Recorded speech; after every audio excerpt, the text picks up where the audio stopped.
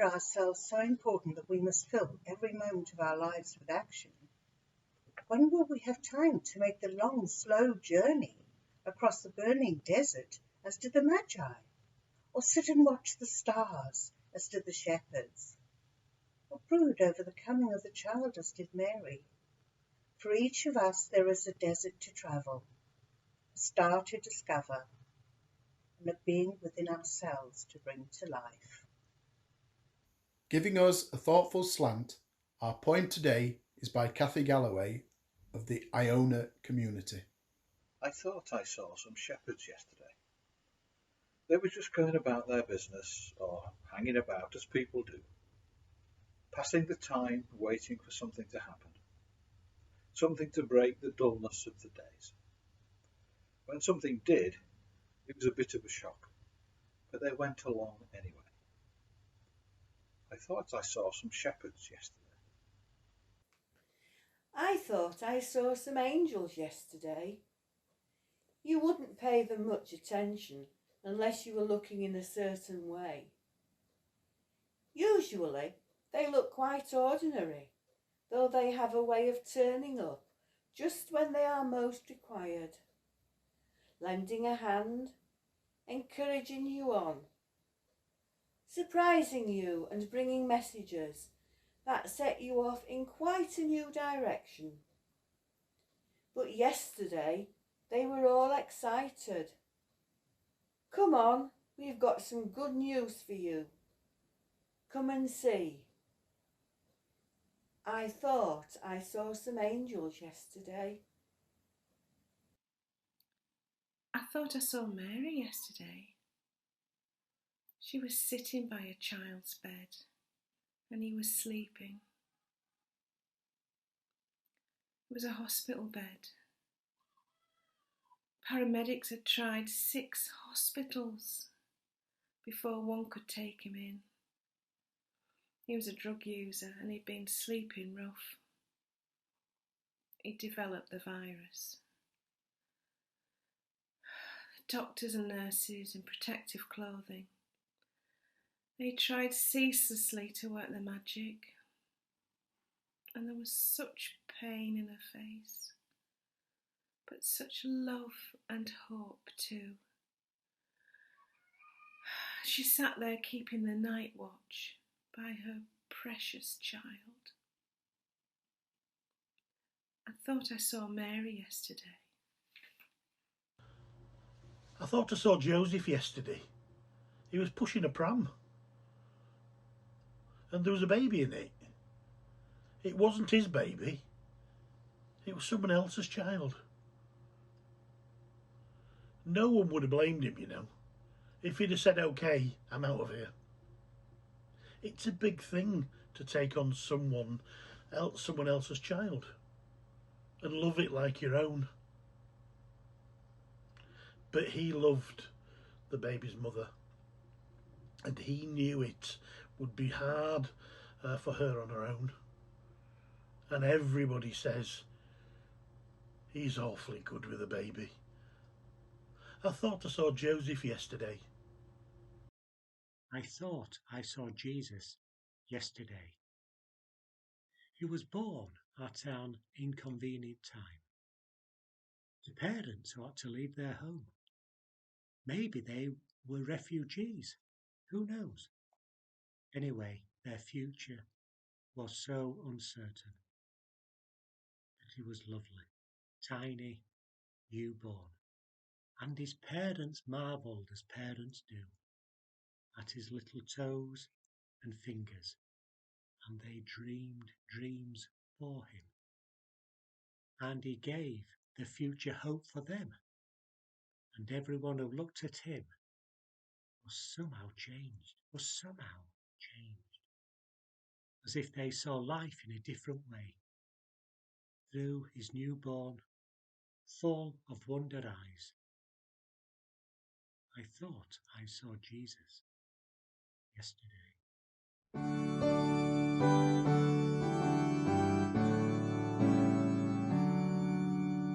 Joy to the world, the Lord has come. Let earth receive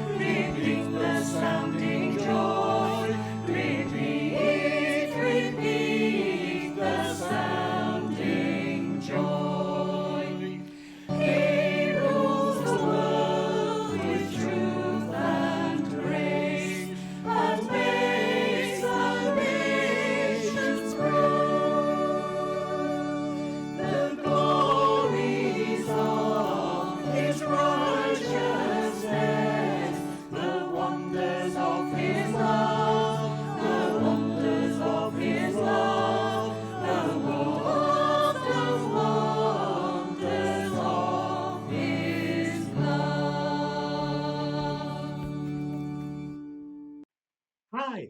Well, I do hope you enjoyed our 5 days of Christmas as we journeyed again through the Christmas story. So, and a big thank you to all those involved in putting this together here at St. Peter's. Well, it's another Christmas Eve, and in a few hours' time, we're going to be celebrating the birth of Jesus again in our churches, in our homes, families, and in our hearts, of course. It is born first and foremost in our hearts. But we know, don't we, that this Christmas for each and every one of us is different. This Christmas is going to be different. We've all been impacted this year in many different ways with the virus, and you don't need me to tell you that our way of life has changed in lots of different ways.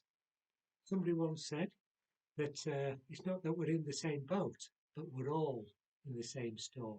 We've all been affected in different ways, but we're all facing the same storm. So, as we on the verge of celebrating his birth again, I wonder if a question I'd like to throw out there to each one of us, as we're reminded and taken through the journey again of Jesus' birth. Is it just a case of some religious comfort stuff, you might say, at this time of year? Or does it speak? Does this message of the birth of Jesus speak into the reality of what we're going through? And the first thing perhaps to say is God didn't wait for a nice, easy sort of better times until he sent his son into the world. No, there were still plenty of difficulties when Jesus was born. It was as if power was everything. Life was cheap. They were under occupation. They had to flee to Egypt, in fact, to escape from Herod. So in no way was it a comfortable sort of risky entrance for Jesus into this world.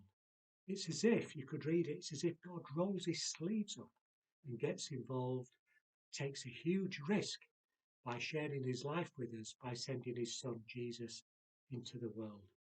And in doing so, he shows how he cares for us, how he loves us, and a new way of living. It's as if we see life through new eyes, through the eyes of Jesus.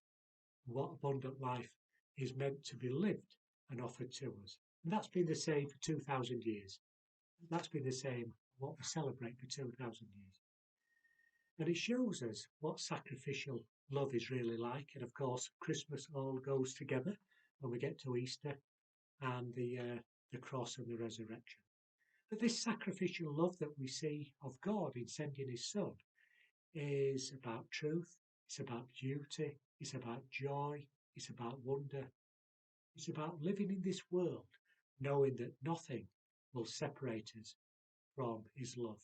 And we've seen this sacrificial love, haven't we, this year in many, many different ways.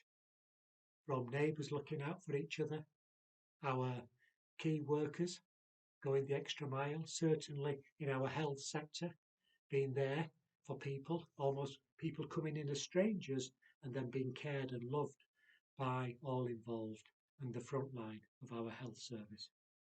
Barriers have come down, neighbours have watched out for each other, and we've been reminded, haven't we, how important relationships are for us and our life and how we feel about life. Relationships are so key for each one of us. And all these things, you could argue, are attributes of God's loving action.